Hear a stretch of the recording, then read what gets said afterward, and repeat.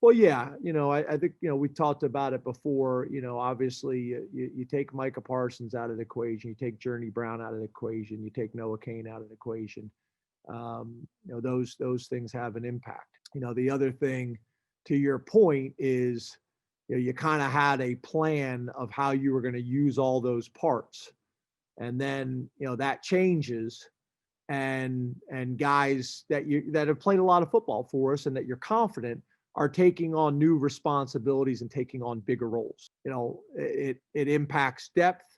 It impacts the difference between being a complementary player like we've gone through at running back and become primary players. And then there's also the communication aspect, kind of like an offensive line who's played together for a while. Guys that have just been on the field, they're not seeing things for the first time. They're not trying to solve problems out there for the first time together.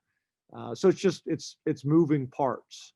It's moving parts, and then I think as we all realize, some guys are erasers. Micah's an eraser. He can erase problems and issues by making plays and making some, whether it's tackles for loss or whether it's sacks or those types of things, interceptions, whatever it may be.